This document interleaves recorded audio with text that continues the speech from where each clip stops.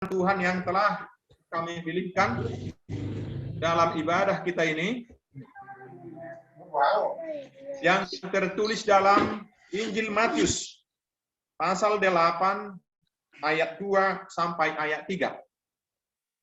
Injil Matius pasal 8 ayat 2 sampai ayat 3. Demikian firman Tuhan.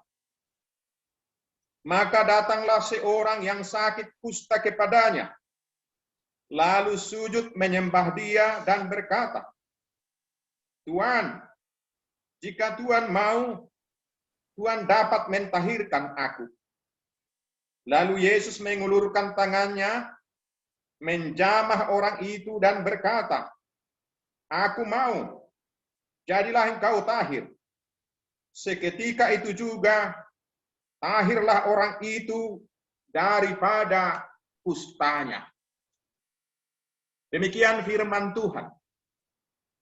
Bapak, Ibu, Saudara, ada dua orang yang perlu kita perhatikan dalam nats ini.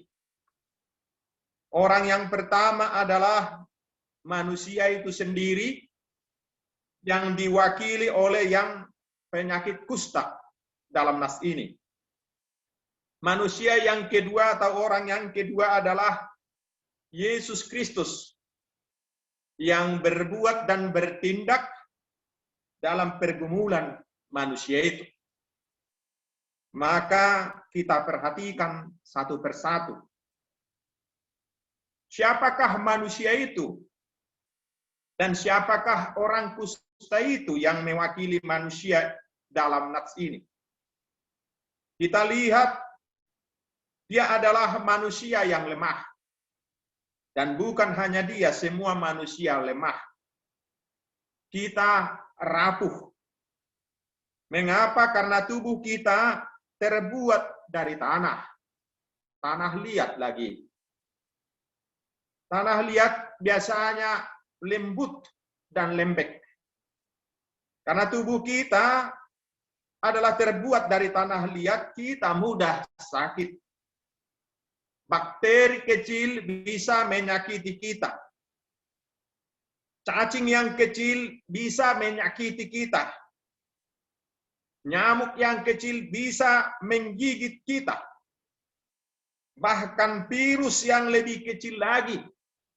Karena kecilnya tidak kelihatan, harus pakai alat yang besar seperti mikroskop. Baru kelihatan. Dan itu pun bisa menyakiti kita. Seperti yang menyakiti banyak manusia sekarang di tengah-tengah dunia ini. Tak terkecuali siapapun dia. Tinggi pun jabatannya. Jenderal pun dia. Memerintah pun dia. Tapi juga bisa mengalami penyakit itu. Kita ternyata membutuhkan pertolongan. Kita semuanya. Itulah sebabnya manusia atau orang yang berpenyakit kusta pada saat ini, dia meminta pertolongan. Di tengah-tengah dunia ini, kita butuh pertolongan dari sesama kita manusia. Ketika kita sakit, kita membutuhkan pertolongan dari para dokter dan juga para tenaga medis, keluarga yang merawat kita.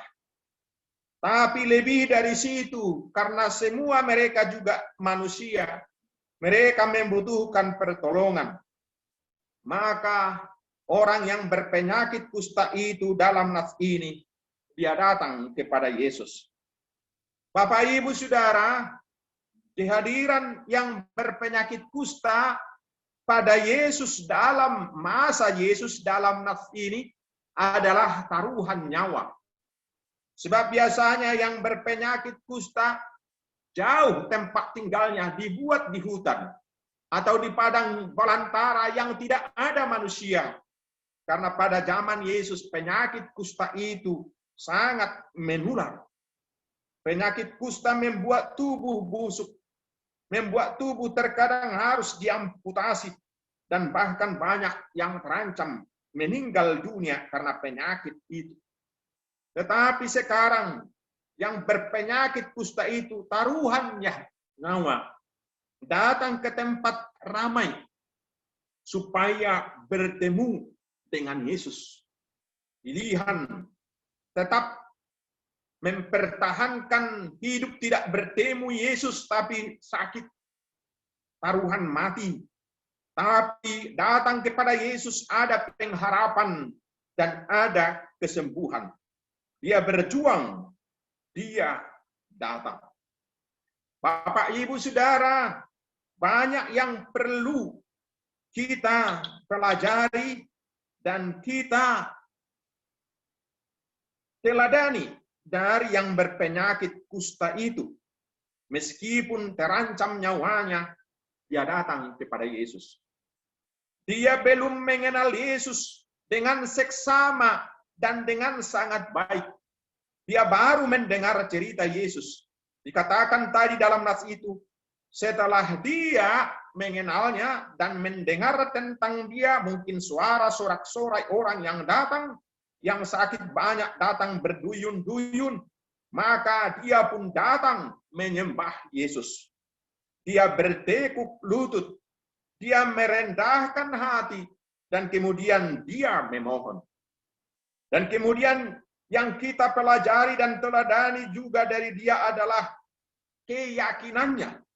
Dia berkata, jika Tuhan mau, Tuhan dapat mentahirkan saya.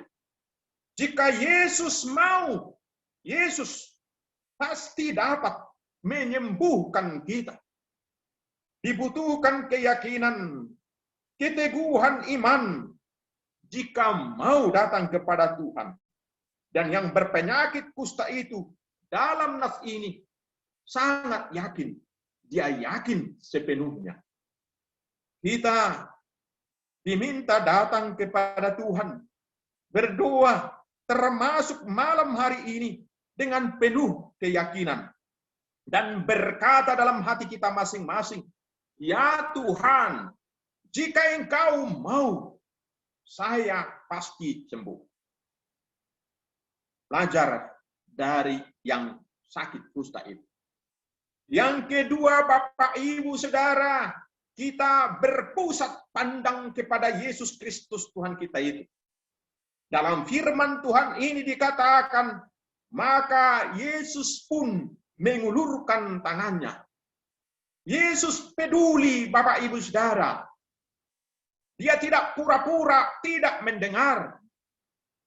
Dia mau tahu, dia simpati, dia berempati. Yesus tergerak hatinya oleh belas kasihan. Dia mengulurkan tangannya. Kepada kita yang meminta dan yang berseru sekarang, kepada umat Tuhan yang sakit sekarang sedang di rumah sakit, dan juga isolasi mandiri di rumah. Apapun penyakit kita, sekarang banyak yang menderita penyakit karena virus corona. Dan juga ada yang opname di rumah sakit dan di pengobatan tradisional karena patah tulang. Tuhan mengulurkan tangannya kepada kita. Tuhan mengulurkan tangannya kepada saudara. Allah kita, Yesus kita adalah Yesus yang mau turut menderita. Allah yang mau turut merasakan rasa sakit kita dan penderitaan kita. Yesus kita murah hati. Bukan hanya mengulurkan tangannya. Dalam firman Tuhan ini dikatakan, Yesus menjamah orang yang penyakit kusta itu. Bapak, Ibu, Saudara, pada zaman Yesus jangankan menjamah, datang mendekat. Air dari sakit kusta itu pun terkena kepada tubuhnya. Pada saat itu sangat menular. Dan itu ciri khas dari penyakit kusta. Tapi dalam teks ini, Yesus menjamahnya. Yesus menjamah kita dalam penyakit kita masing-masing. Yesus menumpangkan tangannya. Yesus mau menderita dan sakit untuk kesembuhan kita. Kesembuhan tubuh kita yang sakit dan juga kesembuhan jiwa kita. Karena mungkin kita bergumul, kita mungkin khawatir anak-anak kita bagaimana perjalanan selanjutnya, apakah sembuh atau tidak. Dalam situasi PPKM sekarang, banyak yang semakin menurun pendapatannya, bahkan untuk makanan sehari-hari. Sekarang Tuhan mau ikut menderita dan sakit bersama dengan kita. Dia menjamah kita. Maka tepatlah yang dikatakan oleh firman Tuhan dalam kitab Nabi Yesaya pasal 53 ayat 4-5. Demikian firman Tuhan. Tetapi sesungguhnya penyakit kitalah yang ditanggungnya, dan kesengsaraan kita yang dipikulnya. Padahal kita mengira dia kena tulah, dipukul dan ditindas Allah. Tetapi dia tertikam oleh karena pemberontakan kita. Dia diremukkan oleh karena kejahatan kita. Ganjaran yang mendatangkan keselamatan bagi kita ditimpakan kepadanya. Dan oleh bilur-bilurunya kita menjadi sembuh. Bapak, Ibu, Saudara kita semua, oleh bilur-bilur Yesus kita menjadi sembuh. Dia menjamah. Itu berarti dia membengkel tubuh kita yang kurang baik. Dia mengoperasi tubuh kita yang sakit. Dia memperbaiki sel-sel tubuh kita yang kurang sempurna karena penyakit itu. Dia mendandani tubuh kita. Sebagaimana Allah kita, Yesus kita, mendandani kita ketika kita masih dalam kandungan dan juga rahim ibu yang mengandung kita. Dia mengulurkan tangannya dan dia menjamah kita. Bapak, Ibu, Saudara, bukan hanya mengulurkan tangan dan menjamah, tetapi ada lagi tindakan berikutnya. Dia berfirman kepada saya, kepada Bapak, Ibu, kepada kita semua sekarang dan malam hari ini. Dia berfirman, aku mau, jadilah engkau tahir. Tahir disebutkan dalam nas ini karena pada waktu itu yang sakit kusta ditentukan telah sehat atau sakit dengan pergi kepada imam. Imamlah yang menentukan dan berkata, engkau telah sembuh. Bahasa itu sekarang dipakai oleh Yesus. Kata tahir di sini mau mengatakan yang dijamah Yesus, yang mempercayai firman itu, dan oleh kuasa firman itu, kata tahir di sini bukan hanya tubuhnya yang sembuh dan sehat, tetapi juga rohnya bersih dan suci. Itulah kata tahir. Perjumpaan dengan Yesus tidak hanya menyembuhkan tubuh kita, tapi juga menyembuhkan rohani kita. Perjumpaan dengan Yesus menyembuhkan keseluruhan hidup kita, yaitu jasmani dan rohani. Sekarang Yesus berkata kepada kita bahwa Dia mau menyembuhkan saudara. Dia mau mengulurkan tangannya. Dia mau menjamah kita. Dia berkata, jadilah engkau sembuh. Bapak, Ibu, Saudara, Tuhan memberkati kita, percaya kepada firman-Nya, dan pergi mengadu kepadanya. Tuhan memberkati obat-obatan yang dikonsumsi Bapak, Ibu, Saudara semuanya, dan semua yang dilakukan dalam rangka kesembuhan itu. Yesus sedang mengulurkan tangan. Yesus sedang menjamah kita. Yesus sedang berkata, aku mau, jadilah engkau sembuh. Amin.